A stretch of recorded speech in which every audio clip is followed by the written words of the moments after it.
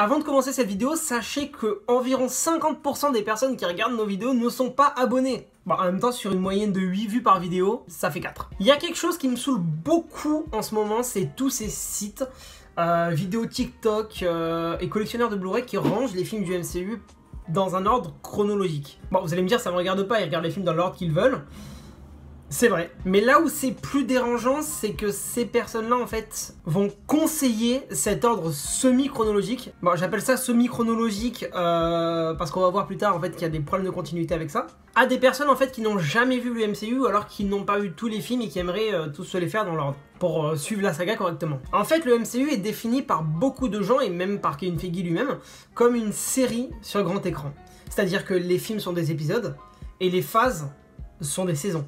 Et ces phases ne sont pas faites pour être mélangées en fait. L'exemple le plus marquant, c'est à la fin de la phase 3, avec l'arc Infinity War, qui est constitué de Avengers Infinity War, Ant-Man et la Guêpe, Captain Marvel, Avengers Endgame et potentiellement Spider-Man Far From Home.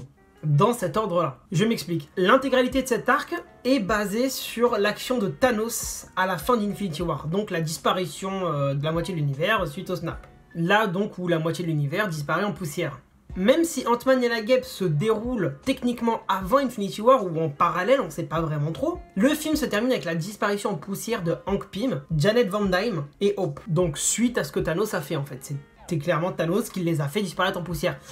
Mais quand on n'a pas vu Infinity War à ce moment-là, on se confronte à un problème. On est censé savoir ce que Thanos a fait, on est censé avoir vu Infinity War. Bon, ça c'est encore petit.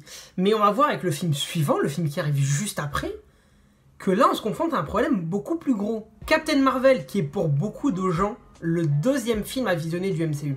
Et j'insiste sur le fait que c'est bel et bien le deuxième. D'après beaucoup de gens, le deuxième. Donc avant même Iron Man, parce que les gens placent Captain America en premier. En fait, ce placement chronologique vient du fait que une grande majorité du film se déroule dans les années 90. Mais, j'ai dit une grande majorité. Pas l'intégralité du film. Puisque l'une des scènes les plus importantes du film et la plus indispensable, c'est la scène post-générique, dans laquelle on voit Steve Rogers, Natasha Romanoff, Bruce Banner et War Machine essayer d'analyser le beeper que Nick Fury a activé à la fin d'Infinity War. Donc le beeper qui permet d'appeler Carol Danvers. Sauf que dans cette scène, on voit le nombre de disparus sur Terre suite au claquement de doigts de Thanos. Donc elle se déroule après Infinity War, après justement que Nick Fury ait activé le beeper. Et quand Carol arrive devant les Avengers, elle leur demande où est Fury. Fury qui a disparu du claquement de doigts en fait. Mais ça, quand on met le film en deuxième position, on ne peut pas le comprendre. Cette scène ne fonctionne pas. Pire encore, Endgame est victime d'une incohérence si on n'a pas vu cette scène juste avant. Parce que quand Endgame commence, Carol Danvers connaît déjà les Avengers. Elle a déjà passé une demi-journée avec eux. Donc littéralement, cette scène-là, elle doit être vue juste avant Endgame. Et pour être vue juste avant Endgame, à moins de découper le film, la meilleure solution finalement, c'est de les regarder dans l'ordre de sortie. Surtout qu'Endgame ne réexplique jamais comment Carol est arrivée. Et ça, malheureusement, c'est un exemple parmi tant d'autres.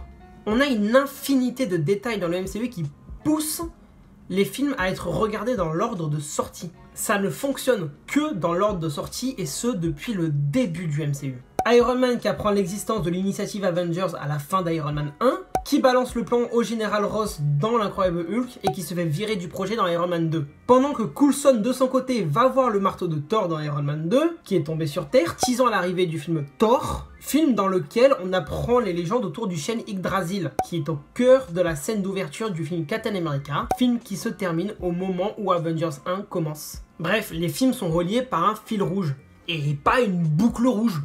Et ce fil rouge existe uniquement si les films sont vus dans l'ordre de sortie.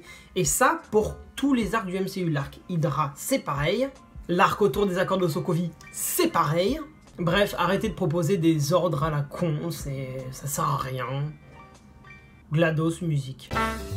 Abonnez-vous à la chaîne, laissez un pouce bleu, ça fait toujours plaisir. Partagez